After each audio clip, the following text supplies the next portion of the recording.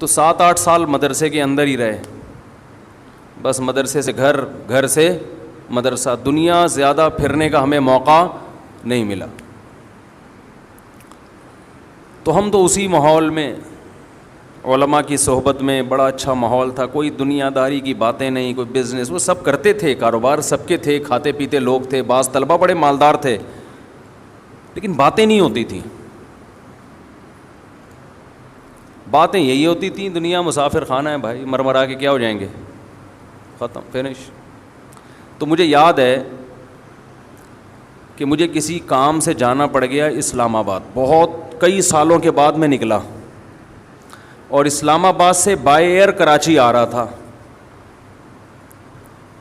کئی سال علماء میں رہنے کے بعد جب میں اسلام آباد میں جہاز میں بیٹھا ہوں تو بالکل ایک ایسے ماحول میں مجھے بہت عرصے کے بعد بیٹھنا نصیب ہوا جو بالکل ہی ایک بے دینی کا ماحول. آپ کے ایئرپورٹ کا ماحول اکثر تھوڑا دین سے دور ہی ہوتا ہے نا, لبرل لوگ زیادہ جاتے ہیں جہازوں میں سفر, اور خاص طور پر اس زمانے میں جب میرا خیال ہے 97-98 کی بات کر رہا ہوں گا میں.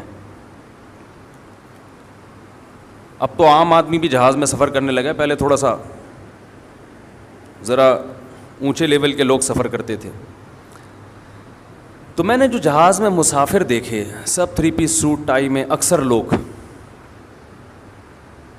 اور بریف کیس ہاتھ میں, اکثر بزنس مین کا یہ اسٹائل ہوتا ہے نا, اچھا اسٹائل تھا, لیکن مجھے ایسا لگ رہا تھا مردہ لاشیں, ایک عجیب وحشت ہو رہی تھی ان کو دیکھ کے. معذرت کے ساتھ تھوڑے سے توہین آمیز الفاظ میں استعمال کر رہا ہوں, لیکن جو میرے دل کی کیفیات تھیں وہ یہ تھیں. عام طور پہ لوگ اس اسٹائل کو اور ایسے تاجروں کو دیکھ کر متاثر ہوتے ہیں کہ یار یہ ہے اسٹائل, زندگی کا اسٹائل کیا ہے, بولو نا کیا ہو گیا. یہ کوئی رکشے والا, ٹیکسی والا, ایک عام غریب آدمی جب مالداروں میں بیٹھتا ہے تو اس کو وہ اٹریکٹ کرتا ہے نا یہ اسٹائل. میں کوئی رکشہ نہیں چلاتا تھا اس وقت بھی, کھاتا پیتا تھا الحمدللہ, لیکن علماء میں رہنے کی وجہ سے یہ اس طبقے سے میں بہت دور ہو گیا تھا.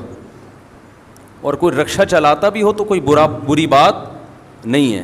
بہت سے رکشے والے قیامت کے دن بہت اونچے ہوں گے.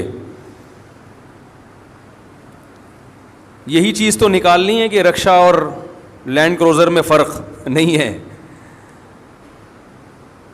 تو میرے ذہن میں ایک عجیب وحشت ہو رہی تھی ان کو دیکھ کے, نفرت ہی ہو رہی تھی کہ یعنی ان سے متاثر نہیں ہو رہا تھا, مجھے اپنے حلیے پہ ناز ہو رہا تھا. ایک تو ڈریس کالے کوٹ, لباس تو سفید اچھا ہوتا ہے یار, جو ایک روحانیت ہے اس کے اندر. گورا بلیک کلر پہ فخر کرتا ہے, ہمارے نبی نے کس رنگ کو پسند کیا, سفید. کتنا فرق ہے بلیک میں اور وائٹ میں. آپ کبھی نہا دھو کے سفید کپڑے پہن کے مسجد آئیں, ایک الگ ہی آپ کو, اور میں آپ کو گارنٹی سے کہتا ہوں آپ 2-4 مہینے وائٹ کلر پہنے, اس کے علاوہ کچھ نہیں, پھر آپ کو وائٹ کے علاوہ وحشت ہوگی. آپ اللہ نے سفید کلر میں, سفید رنگ میں مرد کے لیے اتنی روحانیت رکھی ہے.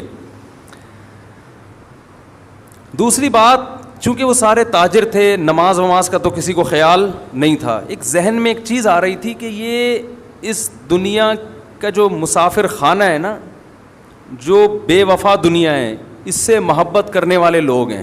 تو کیسے بے وقوف لوگ ہیں یہ, ہم سے اچھے ہی ہوں گے, لیکن جو میری جو فیلنگ ہے میں تو وہ بتاؤں گا نا. وہ فیلنگ صحیح تھی غلط تھی میں اس پہ بحث نہیں کر رہا. لوگ پھر کہتے ہیں آپ توہین کر رہے ہو, انسلٹ کر رہے ہو. انسلٹ نہیں کر رہا. وہ میں نے پچھلے دفعہ بیان میں کہا نا, میں نے لنگڑی خواتین کو بھی نکاح کا پیغام بھیجا, بہری کو بھی. کسی نے کہا دیکھو لنگڑی عورتوں کا مذاق اڑا رہا ہے. ابے لنگڑی عورتوں کا مذاق کون اڑا رہا ہے اس میں مذاق اڑانے والی کیا بات ہے. ہم تو اپنا واقعہ سنا رہے ہیں کہ ہم نے ہر طبقے کو پیغام بھیجا تھا. ہاں یہ کہہ سکتے ہیں کہ لنگڑی کے بجائے یہ کہہ دیتے پاؤں سے معذور, تو یہ الفاظ نامناسب تھے, لنگڑے کے لفظ. یہ میں اس سے رجوع کرتا ہوں, لیکن جب ممبر پہ آدمی گھنٹے گھنٹے بیان کرتا ہے تو 2-4 الفاظ دائیں بائیں ہو جاتے ہیں. باقی کسی کے پاؤں کے معذور کا مذاق اڑانا یہ تو بہت بڑا جرم ہے.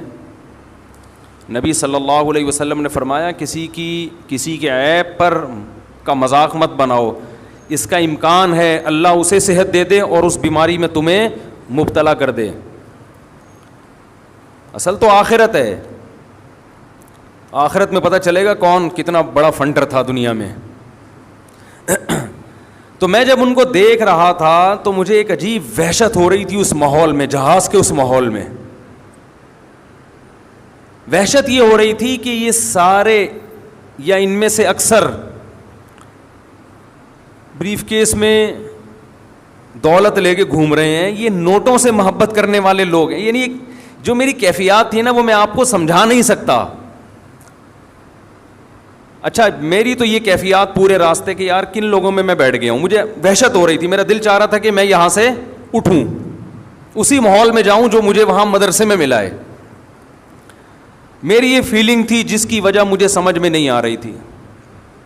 بات آئی گئی ہو گئی, اتفاق سے ہمارے حضرت مفتی رشید احمد صاحب کا سفر ہوا, امریکہ گئے یا پتہ نہیں کہاں جانا ہوا ان کا. بیان کے بعد انہوں نے کہا بہت دنوں کے بعد نکلا ہوں میں. عجیب عجیب لوگ دیکھ کے مجھے کیا ہو رہی تھی, وحشت. پھر فرمایا جب میں یہاں آیا ہوں طلبہ کو دیکھا ہے, ماشاءاللہ ان کے چہروں پہ داڑیاں, چہروں پہ رونق, نماز کے نشان. فرمایا ایک عجیب روحانی سکون مل رہا ہے. تو میری جو کیفیت تھی مجھے خیال ہوا کہ یہ ہمارے شیخ کی وہی کیفیت. اس سے پتہ چلتا ہے کہ اہل اللہ کی صحبت کتنی اہم چیز ہے. بہت سی چیزیں جو کتابوں سے انسان نہیں سمجھ پاتا, بیانات سے نہیں سمجھ پاتا, وہ انسان اہل اللہ کی صحبت میں رہ کے سیکھتا ہے.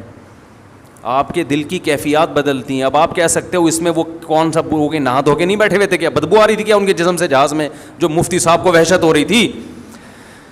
کیا ہو گیا بھائی؟ آپ کہہ سکتے ہیں کہ اسلام آباد سے جب ہم چڑھے جہاز میں اور وہ سارے کوٹ ٹائی والے تاجر بیٹھے ہوئے تھے, اور ان میں ایک آدھ اچھے بھی ہوں گے, نمازی بھی ہوں گے, اکثر تو بیچارے بے نمازی دنیا دار قسم کے لوگ تھے, تو کیا ان سے کیا بدبو آ رہی تھی جو آپ کو اتنی وحشت ہو رہی ہے؟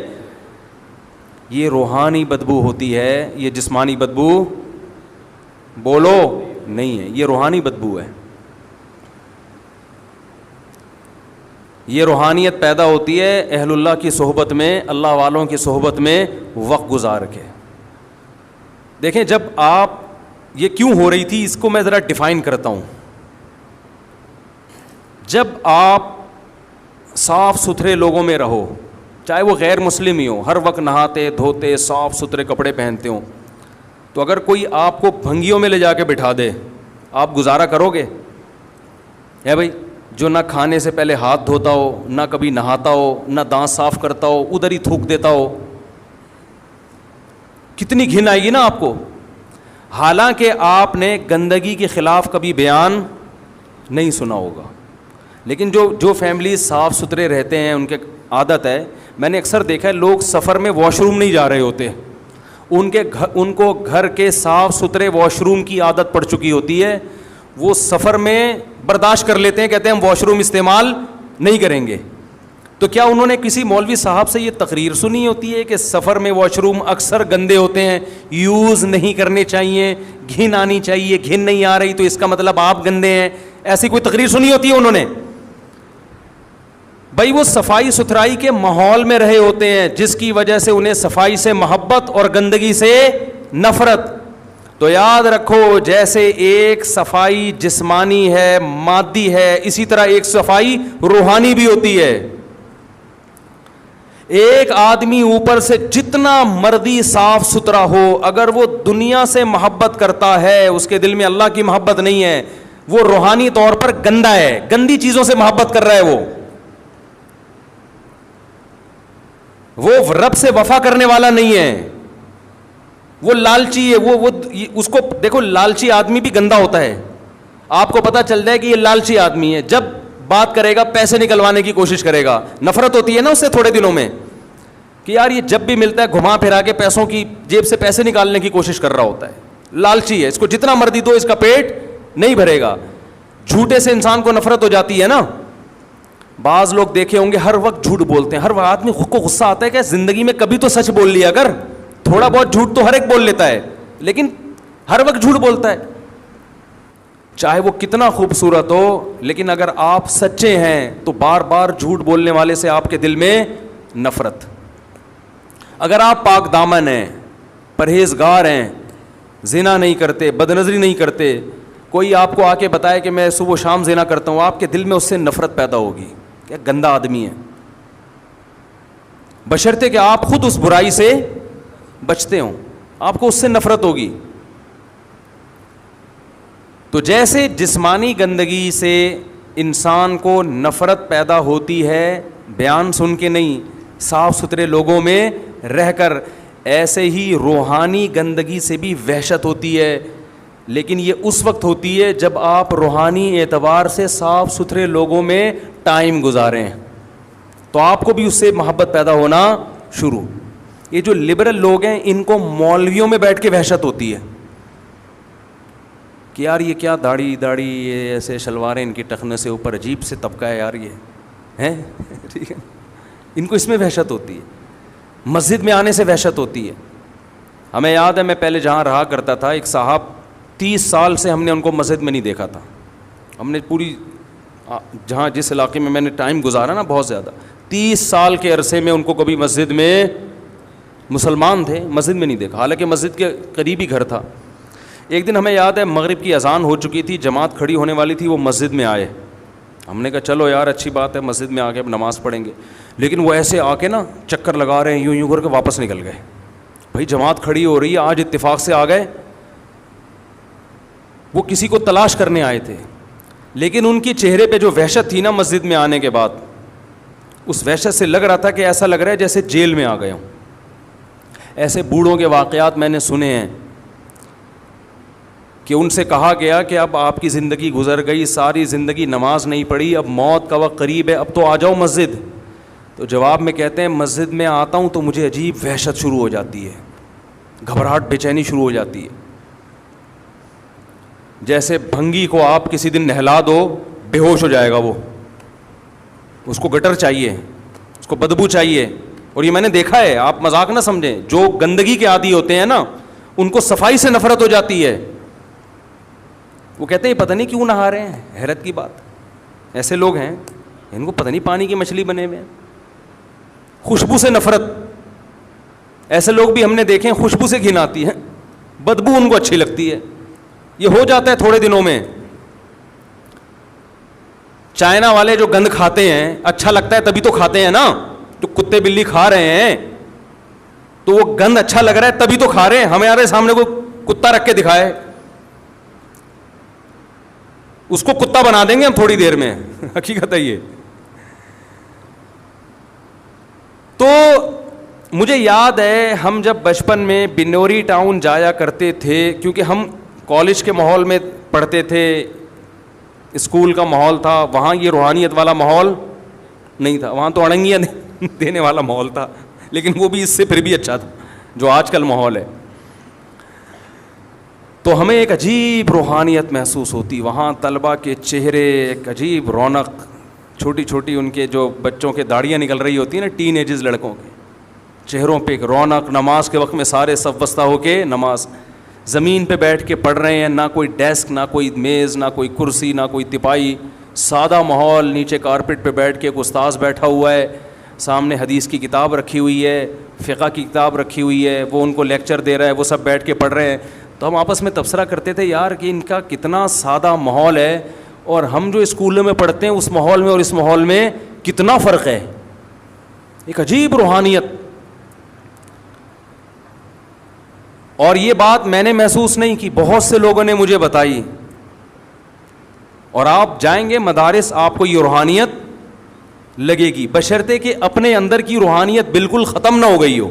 ختم ہو گئی پھر آپ کو وحشت ہوگی کہ کہاں آ گیا میں.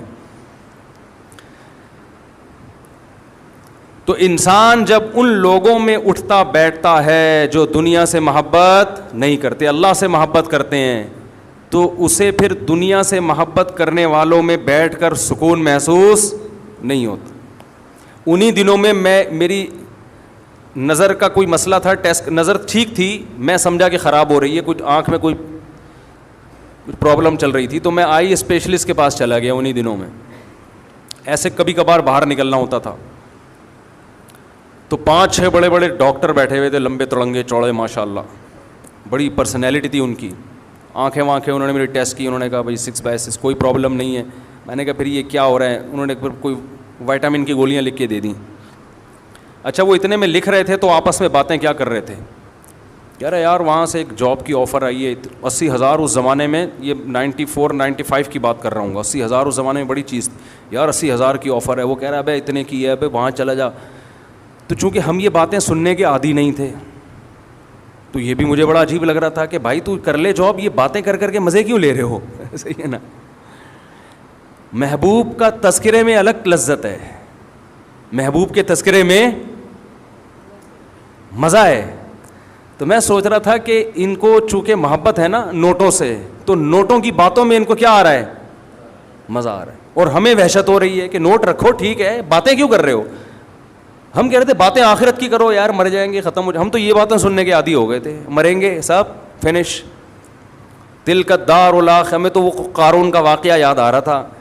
قارون نوٹوں کی بارات لے کے نکلا تو قرآن کہتا ہے قال الذین یریدون الحیات الدنیا, جو دنیا پرست لوگ ہیں قارون کو دیکھ کے کہنے لگے یا لیت لنا مثل ما اوتی قارون, ہائے کاش یہ پروٹوکول ہمیں بھی ملتا. دولت دیکھو یار, اور ہماری حالت دیکھو, گدھے پہ بیٹھ کے ہم گھوم رہے ہیں. گدھا کا جب بھی تذکرہ آتا ہے مجھے ریوو یاد آتی ہے. کچھ دن پہلے میں کہیں ریوو میں بیٹھا ہوا تھا تو ایک صاحب ملنے کے لیے آئے, میں نے تھوڑا سا مصافحہ کیا, میں نے کہا دیر ہو رہی ہے کہیں جا رہا ہوں. تو تبصرہ ہونے لگا کہ اب ریوو میں بیٹھے ہوئے ہیں نا تو اب ٹائم ملاقات کا نہیں ہے. تو میں نے اپنے ساتھی سے کہا ان کو بتا دو میں گدھے پہ بھی بیٹھا ہوا ہوتا تو ٹائم کا ریوو سے کوئی تعلق بولو نہیں ہے. جب ٹائم نہیں ہے تو گدھے پہ بیٹھ کے بھی نہیں ہے.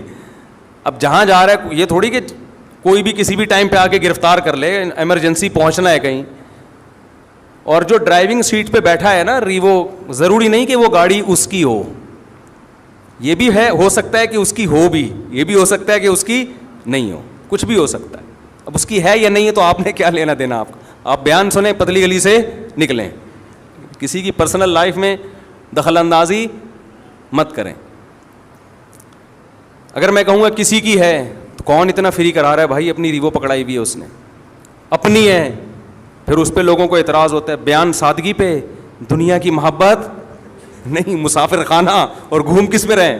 وہ میں نے قصہ سنایا تھا نا, میں نے جب تیسری شادی کی تو ایک بوڑھے میاں یہیں نماز پڑھتے ہیں, اب تو شارٹ ہیں 15 سال سے, شاید وہ اسی واقعے کے بعد آ ہی نہیں رہے, 15 یا 10 سال ہو گئے یا 9 سال ہو گئے, مجھے صحیح سال یاد نہیں ہے, کام یاد رہتا ہے کہ ہوا کیا تھا. تو میرے ویسے ہی بچے گھومتے رہتے تھے باہر, تو وہ یہاں میرا بیان سنتے تھے ہر جمعے. اس وقت تو میں بہت زیادہ اس ٹاپک پہ بیان کرتا تھا, مسافر خانہ مسافر خانہ. تو لائن لگی ہوئی گاڑیوں کی, بارات آئی ہوئی ہوگی یا کیا ہوگا. تو وہ بوڑھے میاں یہاں کسی سے پوچھنے لگے کہ یہ کیا ہے, یہ امام صاحب کے گھر پہ رش کیوں لگا ہوا ہے. انہوں نے کہا امام صاحب نے شادی کی ہے.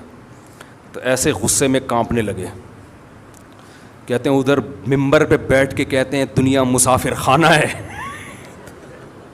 وہ میں پوری ان کی نقل اتارنا نہیں چاہتا, ایسے کانپ رہے تھے غصے میں, کہہ رہے ہیں دنیا, ادھر ممبر پہ بیٹھ کے کہتے ہیں دنیا کیا ہے مسافر خانہ, اور ادھر شادیوں پہ شادیاں, عمر دیکھو ان کی, بچے دیکھو یار, اور دے مار 4.5 شادیوں پہ شادیاں ہوتی چلی جا رہی. بیان کیا کر رہے ہیں مسافر خانہ. انہیں بیان سے تو ایسا لگتا ہے کہ جھونپڑے میں رہو, ایک بھی کرنے کی ضرورت نہیں, مر جاؤ گے کیڑے پڑ جائیں گے لاشوں میں, یہی ہوگا نا, تو کیا ضرورت ہے اس ٹینشن کی. نہیں آ رہی بات. تو وہ اگر دیکھ لیں کہ وہ گارڈوں کے ساتھ گھوم رہے ہیں, اور ہمارا تو اسٹائل ویسے ہی تھوڑا سا ہمیشہ سے وکھری ٹائپ کا رہا ہے, ہمیشہ سے. میں جب مدرسے میں پڑھتا تھا تو مدرسے کے مالدار طلبہ جو مجھ سے 10 گنا زیادہ مالدار تھے, وہ مجھے اپنے سے زیادہ مالدار سمجھتے تھے میرے لائف اسٹائل کی وجہ سے. کیونکہ ہمارے خاندان نے ہمیں یہ سوچ دی کہ سوچ غریبوں والی بولو بھائی, کھاؤ پیو موج, جو حلال نعمتیں اللہ نے دی ہیں. تو آپ بھی کہہ سکتے ہیں یار یہ باتیں کر رہا ہے موت کی اور مثالیں گاڑیوں کی اور یہ جو وہ بزرگ نے کہا تھا. اور بھائی دنیا رکھنے پر گورنمنٹ کی طرف سے بھی اللہ کی طرف سے بھی کوئی پابندی نہیں ہے. دل میں جگہ مت دو. یہ کھلونے مٹی کے, اللہ نے وسائل دیے رکھ لو, نہیں ہے کچھ بھی نہیں ہے. گدھے پہ گھومو, پیدل جاؤ. میں تو کہتا ہوں چنچی کا جو مزہ ہے, حقیقت بتاؤں آپ کو, جو مزہ چنچی میں ہے, W11 میں تو جو نہیں بیٹھا وہ دنیا کا بدقسمت انسان ہے. کسی انگریز کو W11 میں بٹھاؤ. یہ مزدائیں تو ختم ہو رہی ہیں چنچیوں کی وجہ سے. یہ غلط ہو رہا ہے. مزدا تو ہمارے کراچی کا کلچر ہے یار, مزدا, اس کو ختم نہیں ہونا چاہیے. ہم نے بچپن میں بہت مزداؤں میں سفر کیا, بڑا اپنا ہی اس کا مزہ ہے بھائی. وہ جب نہیں چلاتا نا, حقیقت ہے, جب گرمی ہو, پسینے چھوٹ رہے ہوں اور وہ نہیں چلا رہا ہو, اور پیچھے سے جو لوگ آوازیں کستے ہیں, ابے اس کو نیمبو چٹا, ایسی آوازیں ہم نے سنی ہیں, ابے اس کو نیمبو چٹا, یہ نہیں چلے گا ورنہ. اور وہ بھی ایسا ڈھیٹ, بس تھوڑا سا ہلکا سا ایکسیلیٹر دے گا پھر کھڑا ہو جائے گا. اس سے جو اعصابی قوت پیدا ہوتی ہے, آپ کشتے کھا لو, آپ کے اعصاب میں وہ طاقت پیدا نہیں ہوگی. برداشت, حقیقت بتا رہا ہوں آپ کو. تو اس کا اپنا مزہ ہے بھائی. ریڑیوں پہ ہم نے لوگوں کو سوتے ہوئے دیکھا ہے یار, ٹماٹر بیچ رہے ہیں, ختم ہو گئے, وہیں ریڑی پہ سو گئے. کیسے مزے کی زندگی ہے. دنیا سے دل مت لگاؤ, اللہ دولت میں بھی سکون دے گا, غربت میں بھی. اور اگر دنیا سے دل لگایا نا تو کروڑ پتی بھی بن جاؤ گے تو سکون نہیں ملے گا. بار بار روزانہ اب مسافر خانہ, اب سب دھرا رہ جائے گا. پیسہ کماؤ, باتیں نہ کرو زیادہ. ہر وقت وہی سوچ, صبح اٹھتا ہے وہی, شام کو وہی سوچ کے سوتا ہے, پھر صبح اٹھتا ہے وہی سوچ. مرے گا ایک دن, قبر میں اترے گا, بولے گا یار کس چیز میں ٹائم برباد کر کے آ گیا. اور قرآن کیا کہتا ہے, وَلَن يُؤَخِّرَ اللَّهُ نَفْسًا إِذَا جَاءَ أَجَلُهَا. اللہ فرماتے ہیں جب تیری موت کا وقت آئے گا نا, پھر تو کہے گا اتنا صدقہ کر دیا میں نے اللہ, اے اللہ یہ میرا فلاں جگہ صدقہ, فلاں مدرسے کو, فلاں غریب کو, فلاں یتیم خانے کو. اللہ فرماتے ہیں اب نہیں. جب کھاتا پیتا تھا نا, پیسے کی ضرورت تھی, اس وقت کرتا صدقہ, اس وقت کرتا. یہ اس کی علامت تھی, دنیا کو مسافر خانہ سمجھتا. اب تو مر رہا ہے, اب تو پتہ چل گیا.